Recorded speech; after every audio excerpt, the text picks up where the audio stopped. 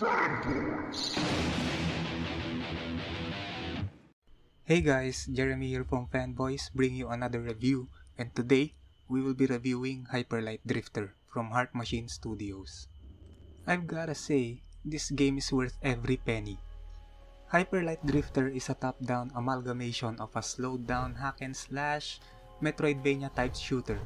I say slowed down because the combat feels sluggish at first. Well, at least for me it was, but you'll get used to it eventually. Somehow I found myself raging at how slowed down the combat felt. Like I found myself taking damage, dying and redoing some of the levels of the game, blaming it all on the controls and the combat mechanics. Some players of the game reported unresponsive controls. Well, maybe that was the reason, or maybe it was an intentional decision from the developers. Well, I don't know. But regardless, I had fun. Maybe I was too used to those fast-paced combat style mechanics of some of the games I've played, but eventually I got the hang of the combat and it felt amazing. As it was slow-paced, it meant that you need to think about how to approach each stage of the game, especially when you were overwhelmed with loads of enemies on the screen. I specifically liked the dashing mechanic of the game. It always made me feel like a hyperspace ninja at some point. I personally didn't expect that the boss battles would be too intensified because of the controls and the overall feel of the game, but nonetheless it was overwhelmingly satisfying finishing off a boss in the different stages of the game. The Drifter is not only equipped with a sword which can dissect and cut through hordes of enemies, but he or she can also use laser guns, shotguns, pistols, and other dope-ass guns you can think of. There are 6 unlockable guns in the game in total. Although, some guns may be more useful than other guns, but it all depends on your playstyle and it can also depend on the stages of the game. However, for me, the gunplay in this game felt more of a hassle to use when using the aiming feature. I rarely ever use that mechanic. I oftentimes use the fire at where you're facing at aiming mode.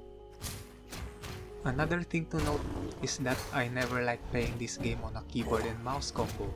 I don't know why, but it was alienating to me at times. This coming from a man who uses mouse and keyboard for daily work and most of the games I play. It felt more natural to play this with a controller. Take this with a grain of salt. I'm not saying that you can't have a satisfying gameplay using a mouse and keyboard combo. Maybe you just need to change the controls to your liking in the settings menu. One other thing was that the map or the navigation system in this game is true Metroidvania style, with the game forcing you to explore every possible tunnel, secret, passageway, and path. It can be daunting to players new to the genre, but you'll get used to it. Not that fast, but you'll get used to it. The navigation system and the in-game map is not the easiest to understand, but with some amount of game time, you'll come to understand its existence. The game has a very minimalistic storyline. It also has a minimalistic storytelling, and I was getting an atmospheric, ambient, and mysterious vibe when playing this game. The storytelling in this game is not that much common, which you can see on almost all of the games in the market. It only features visual storytelling capabilities, which can be off-putting to some because it may be hard to grasp the overall feel and story of the game.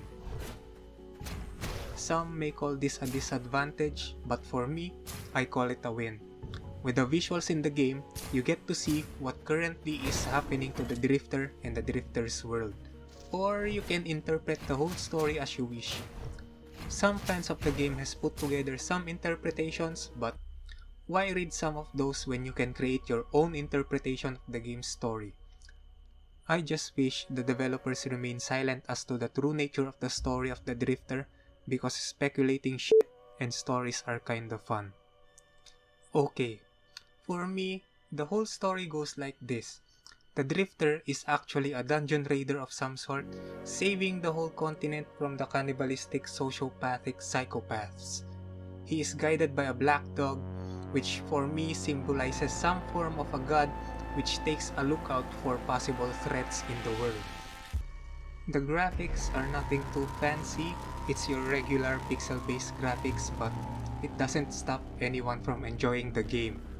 I'd say if I were to describe the graphics, it was paying homage to the old retro-style action-adventure role-playing games of old with a modern twist.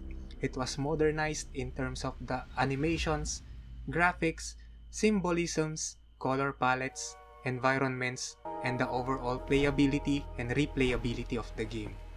I definitely recommend you getting this game as it is cheap as fuck and it always plays great. There's also a boss rush option in case you'd want to make a quick game, a little in and out type of action.